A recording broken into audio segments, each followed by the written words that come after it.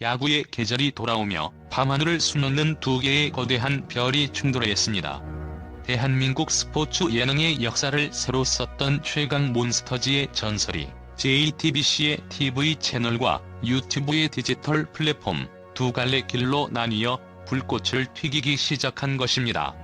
팬들의 기대와 궁금증이 최고조에 달했던 첫 방송, 그 흥미로운 시청률 지표는 단순한 숫자를 넘어 한국 스포츠 콘텐츠의 미래를 가늠하는 거울이 되었습니다. 최강의 이름을 놓고 벌이는 형제간의 시청률 대격돌, 그 서막이 어떤 의미를 지니는지 깊숙이 들여다보겠습니다. JTBC에서 새롭게 시작한 최강야구는 1.491%라는 시청률로 첫 발을 내디뎠습니다. 이 수치는 지난 시즌 첫 방송이 기록했던 2.6%에 비해 1%포인트 이상 하락한 충격적인 결과입니다. 언뜻 보면 실망스러운 출발처럼 보이지만 이 숫자는 여러 각도에서 분석해볼 필요가 있습니다. 우선 JTBC라는 메이저 방송사 채널의 힘을 등에 업고도 전작의 명성에 미치지 못했다는 점은 시청자들이 최강야구라는 브랜드를 어떻게 인식하고 있는지에 대한 중요한 신호를 보냅니다. 한때 최고 시청률 3.9%를 기록하며 지상파 드라마를 능가했던 몬스터즈의 아우라는 여전하지만 제작진과 멤버의 일부가 이탈하며 생긴 분열의 이미지가 시청자들에게 혼란을 주었을 가능성을 배제할 수 없습니다. 또한 불과 며칠 전부터 같은 야구 예능이라는 장르로 불꽃야구가 이미 흥행 가도를 달리고 있었다는 점도 무시할 수 없는 변수입니다. 방송 시간대가 월요일 밤 8시와 10시 30분으로 겹치지는 않지만 시청자들의 관심이 분산된 것은 분명합니다. 1.491%라는 수치는 동시간대 재방송 드라마 시청률보다는 높았다는 점에서 JTBC 채널의 힘과 최강이라는 브랜드 가치가 여전히 유효함을 증명했지만 시청자들의 기대치를 완전히 만족시키지는 못했다는 한계를 여실히 드러냈습니다. 이와 대조적으로 유튜브에서 독자적인 길을 개척한 불꽃야구는 가히 폭발적인 반응을 얻으며 디지털 콘텐츠의 힘을 과시했습니다. 제21회 방송은 공개 1분 만에 5만 명, 11분 만에 10만 명을 돌파했고 최고 동시 시청자 수는 약 21만 명에 육박했습니다. 이는 9월 22일 기준 국내 유튜브 라이브 시청자 수 2위, 전 세계 18위라는 경이로운 기록입니다. 불꽃야구가 이처럼 성공적인 결과를 얻은 데에는 여러 이유가 있습니다. 우선 기존 최강 몬스터즈의 핵심 제작진과 출연진이 그대로 옮겨가며 팬들에게 익숙하고 안정적인 재미를 선사했다는 점입니다. 콘텐츠의 질적 측면에서 오리지널리티를 유지한 것이 팬심을 지키는 데 결정적인 역할을 했습니다.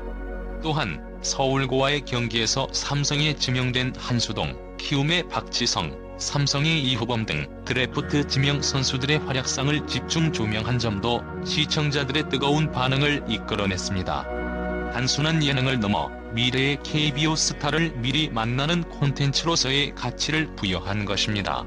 이는 최강야구가 선수 영입전을 통해 새로운 멤버를 영입하려는 것과는 또 다른 방식으로 시청자들에게 신선한 재미와 기대를 안겨주었습니다. 불꽃야구는 TV라는 전통적인 플랫폼을 벗어나 디지털 공간에서 팬들과 직접 소통하며 새로운 콘텐츠 소비 방식을 제시하는 선구적인 역할을 수행했습니다. JTBC 최강야구 첫 방송에서 나타난 가장 이례적인 현상은 바로 방송이 진행될수록 시청자 수가 점진적으로 감소했다는 점입니다.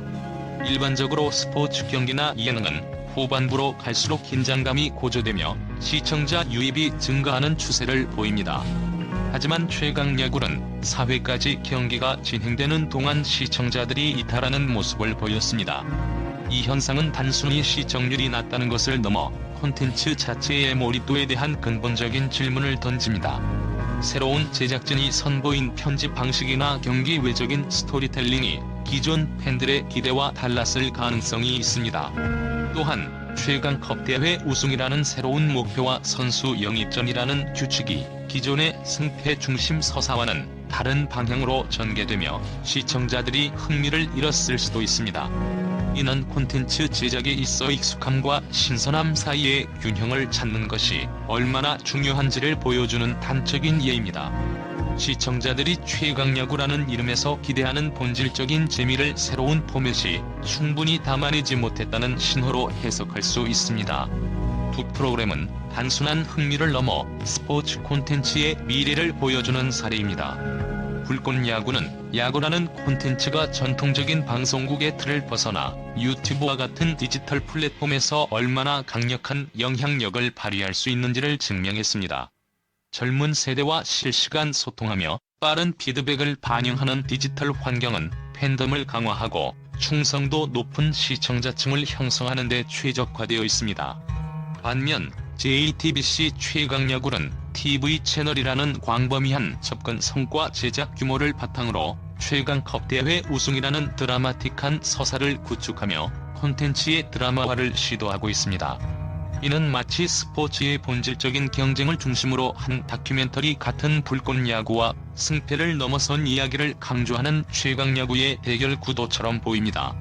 두 프로그램의 흥행은 서로 다른 길을 걷고 있지만 궁극적으로는 야구라는 공통된 소재를 가지고 팬들에게 다양한 즐거움을 제공하는 긍정적인 현상입니다. 결론적으로 최강야구와 불꽃야구의 첫 번째 시청률 대결은 스포츠 콘텐츠 시장의 변화를 극명하게 보여주는 사례입니다. 최강야구가 겪고 있는 초반의 시청률 부진은 전통적인 방송국이 강력한 브랜드와 기존 팬덤만을 믿고 안주할 수 없다는 것을 보여줍니다. 팬들은 단순히 최강 몬스터즈라는 이름만으로는 움직이지 않습니다. 그들이 진정으로 원하는 것은 야구에 대한 진정성 있는 열정과 예측 불가능한 승부, 그리고 선수들과의 진솔한 교감입니다. 불꽃야구의 성공은 이러한 팬들의 갈증을 디지털 플랫폼을 통해 정확하게 파악하고 충족시킨 결과입니다. 앞으로 두 프로그램이 어떤 방식으로 시청률 경쟁을 이어나갈지, 그리고 최강이라는 이름이 어떤 플랫폼에서 진정한 의미를 찾게 될지 지켜보는 것은 한국 스포츠 예능의 미래를 가늠하는 매우 흥미로운 관전 포인트가 될 것입니다.